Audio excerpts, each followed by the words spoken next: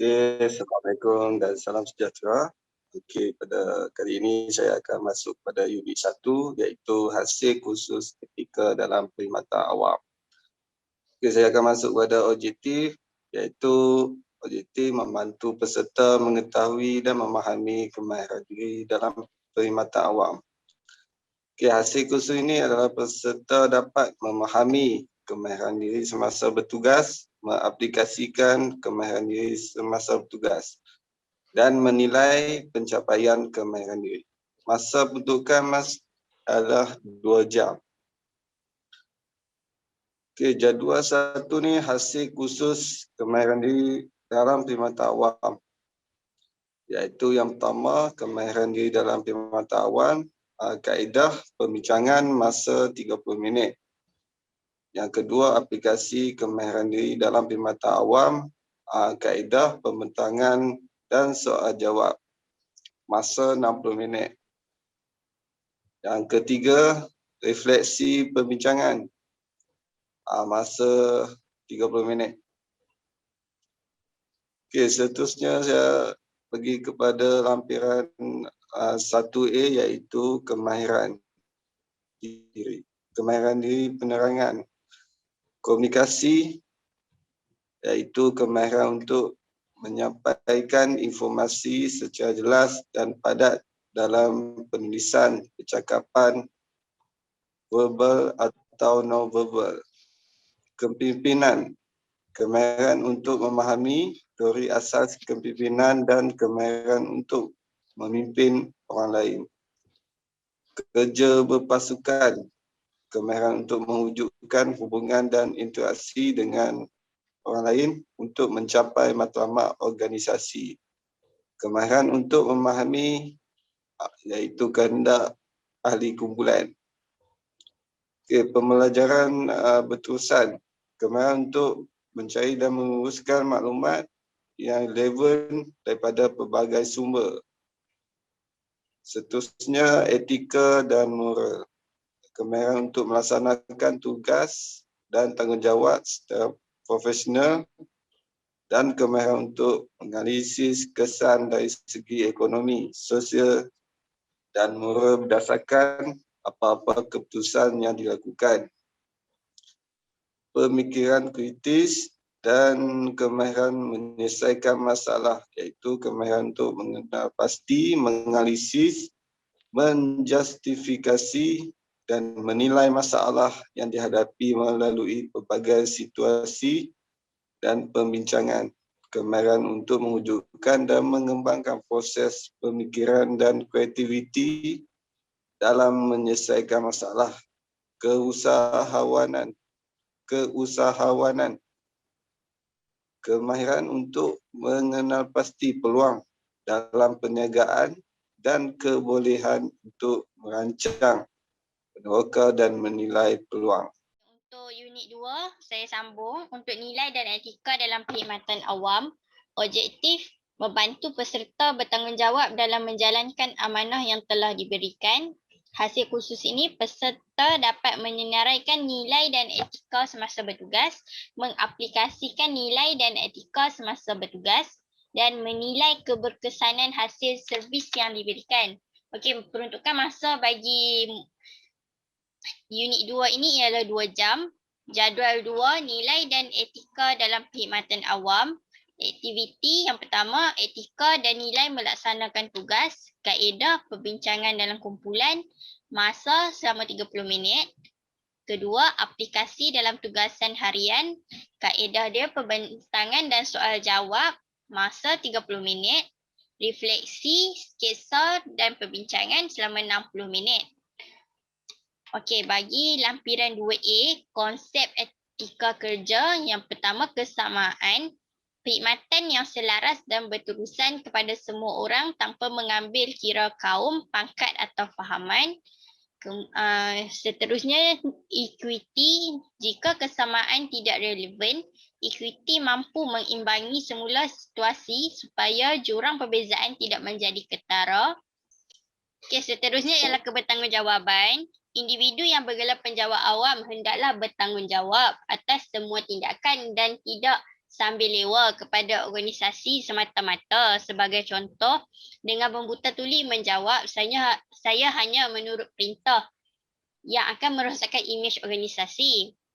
Yang terakhir ialah tahap prestasi. Piawaian yang ditetapkan organisasi adalah untuk mengawal tindak tanduk penjawat awam supaya matlamat tercapai pada jangkaan masyarakat. Seterusnya pada lampiran 2B, tugasan nilai dan etika dalam perkhidmatan awam. Setiap kumpulan perlu membina sebuah sketsa berdasarkan situasi yang telah diberikan. Melalui kaedah yang dibincangkan, sila jalankan tugasan tersebut. Anda boleh menggunakan bahan-bahan yang telah diberikan serta memanfaatkan keadaan sekeliling untuk memenuhi kriteria tugasan. Masa yang diperuntukkan bagi sebuah sketsa ialah 10 minit. Setelah selesai, setiap kumpulan akan diminta melakukan dapatan masing-masing. Okey, seterusnya saya akan serahkan untuk unit 3. Wabarakatuh. Saya Nurhazira binti Bahadun, nombor matrik 275122. Untuk pembangunan masyarakat, saya akan membentangkan unit 3 iaitu perancangan pembangunan perkhidmatan awam. Objektif yang saya dapat adalah memahami faktor-faktor perancangan pembangunan perkhidmatan awam. Hasil khusus yang saya dapat adalah melakukan penyediaan awal dan kertas kerja, menulis surat rasmi dengan baik, mengendalikan mesyuarat dan menulis minit mesyuarat. Penulisan kertas kerja perlulah mengandungi: pertama, tajuk; kedua, pengenalan; ketiga, matlamat; keempat, objektif; kelima, senarai peserta; keenam, tarikh dan masa; ketujuh, atur cara; ke-8 anggaran perbelanjaan dan ke-9 penutup. Panduan menulis surat rasmi. Surat menyurat adalah elemen-elemen penting yang membantu kejayaan sesebuah program. Oleh sebab itu, perkara-perkara berikut mesti diambil kira sebelum menghantar surat kepada mana-mana pihak. Yang pertama, penggunaan pemadan taraf yang betul, seperti gelaran dan panggilan kerana dikurniakan darjah kebesaran, seperti darjah utama Seri Setia, darjah Maharaja Mangkunegara, Seri Setia Mahkota, Panglima Mangkunegara, Panglima Setia Mahkota, Panglima Jasa Negara, Panglima Setia Diraja.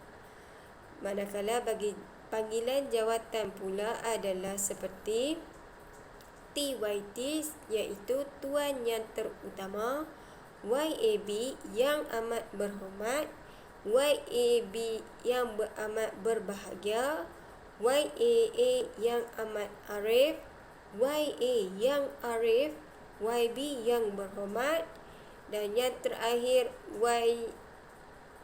BHG yang berbahagia. Bahasa hendaklah baik, tiada kesalahan tata bahasa. Kandungan surat hendaklah jelas, format surat yang betul, logo dan alamat pertubuhan, nombor rujukan, tarikh surat, alamat penerima, melalui dan salinan kepada kata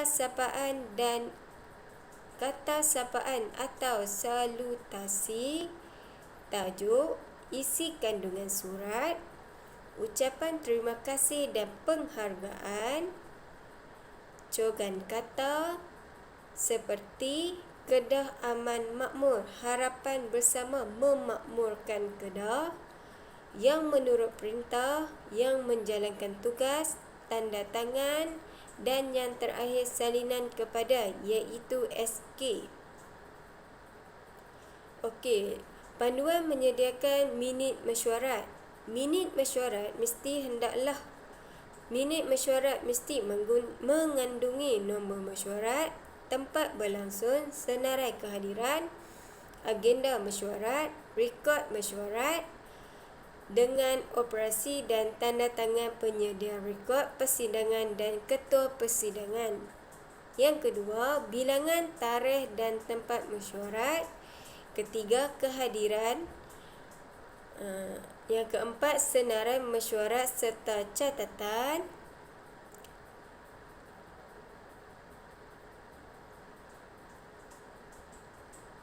Tanda tangan penyedia minit.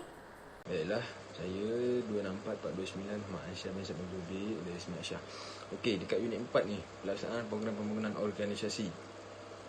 Objektif dia ni adalah supaya para penjawat ni dia mengetahui bagaimana melaksanakan prosedur program pembangunan dan menulis laporan akhir.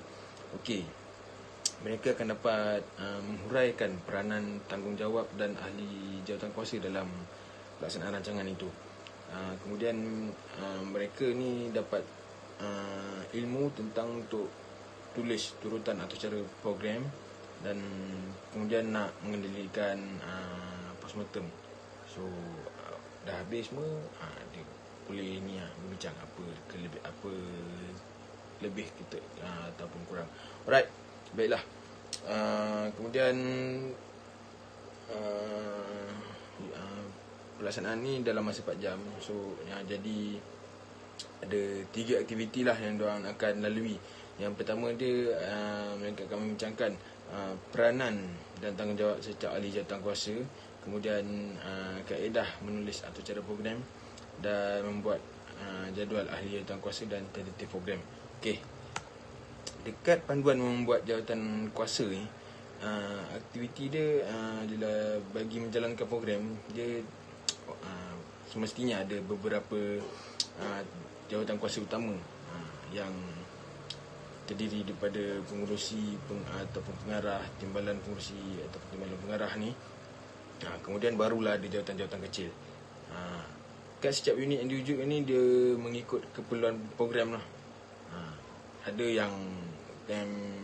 yang perlu, ada yang tak perlulah. Dekat mengikut program dia.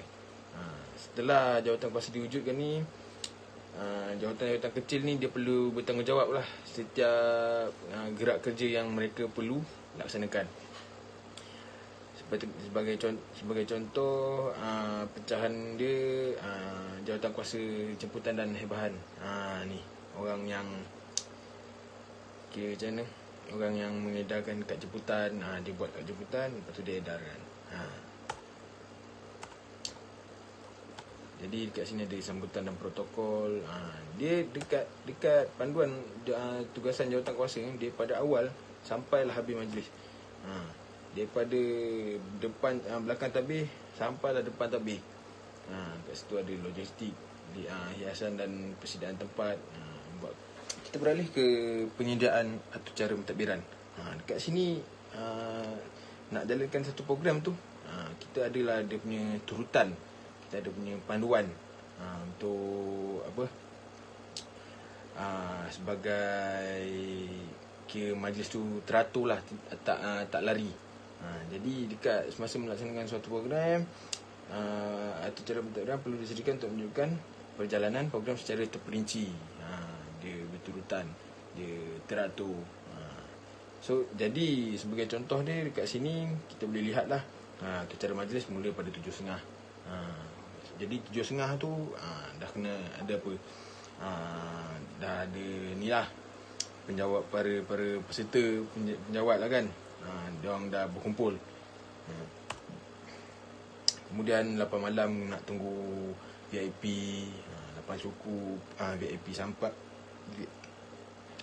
sampai 8.30 dah acara bermula. Jadi dekat sini kita boleh nampak lah sorotan-sorotan selepas ni apa, kita tahu. Jadi apa jawatan kuasa kecil tadi tahu dia pun punya tugas bila tang mana nak kena bersedia. Kemudian kita beralih ke lampiran C. Okey, dekat lampiran C ni jadual kerja jawatan kuasa dan laporan akhir program. Okey, dekat sini para penjawat kena menubuhkan satu jawatan eksekutif rancangan dan sediakan skop kerja setiap ahli dalam jawatan kuasa tersebut. dan membuat atur cara pentadbiran untuk majlis tersebut. Itu saja. Baiklah, terima kasih. Seterusnya saya akan sambung untuk unit 5, pengukuran dan penilaian protokol dan etika dalam industri perkhidmatan awam. Objektif, pemahaman asas kaedah pengukuran penilaian kursus untuk semua peserta. Hasil kursus, peserta dapat memahami kaedah pengukuran dan penilaian serta menggunakan sistem pengukuran dan penilaian dengan menggunakan kaedah permakahan rubrik. Masa peruntukan sebanyak 4 jam seperti di jadual 5. Pengukuran dan penilaian protokol dan etika dalam perkhidmatan awam. Seperti di bawah, aktiviti, kaedah, masa dan juga catatan. Aktiviti 1, ciri-ciri penilaian program pembangunan. Kaedahnya adalah perbincangan dan tayangan. Masa 90 minit. Aktiviti yang kedua, asas dan perbincangan penilaian secara rubrik. Kaedahnya adalah pembentangan dan soal jawab. Masanya juga adalah 90 minit. Aktiviti yang ketiga, refleksi. Kaedahnya adalah perbincangan. Masa 60 minit. Yang seterusnya, bagi lampiran di 5A, iaitu contoh pembahagian penilaian. Penilaian kursus program pembangunan. Sepanjang kursus ini, program pembangunan peserta akan dinilai dalam bentuk markah dan juga diberi grade sebagai penilaian prestasi mereka.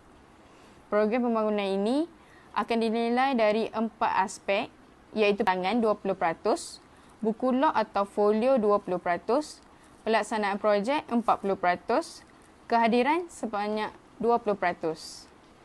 Okey, di lampiran 5B pula, ianya adalah contoh rubrik program pembangunan. Di sini ada 4 perkara, iaitu pelibatan. Skor pembahagian adalah sangat lemah, memuaskan, baik dan juga sangat baik. Okey, bagi pelibatan ni sangat lemah, tidak memberi sokongan dari segi komitmen. Lemah pula kurang memberi komitmen. Memuaskan pula adalah memberi sokongan yang sederhana. Baik, memberi sokongan yang tinggi. Sangat baik adalah memberi sokongan yang jitu. Okey, bagi pelaksanaan projek, sangat lemahnya adalah projek yang tidak mencapai objektif. Lemah, projek yang berkualiti. Memuaskan, projek yang baik. Baik adalah projek yang berkualiti, manakala yang sangat baik, projek yang menarik. Bagi perkara kehadiran, skor sangat lemah untuknya adalah peserta hadir kurang dapat daripada 3 pertemuan. Lemah pula peserta hadir hanya 4 pertemuan.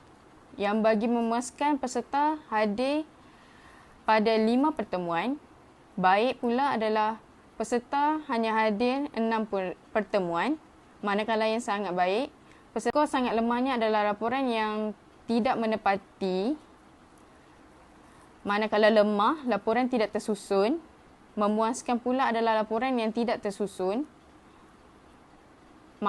Yang bagi memuaskan adalah laporan yang tersusun, manakala untuk baik, laporan yang lengkap. Bagi sangat baik pula adalah laporan yang tersusun dan lengkap. Okey, bagi mana-mana peserta yang tidak hadir yang melebihi 2 pertemuan tanpa surat atau sebab-sebab yang wajar akan disekat melalui permohonan cuti atau faedah-faedah yang lain. Seterusnya, akhir sekali adalah rumusan bagi modul kursus ini.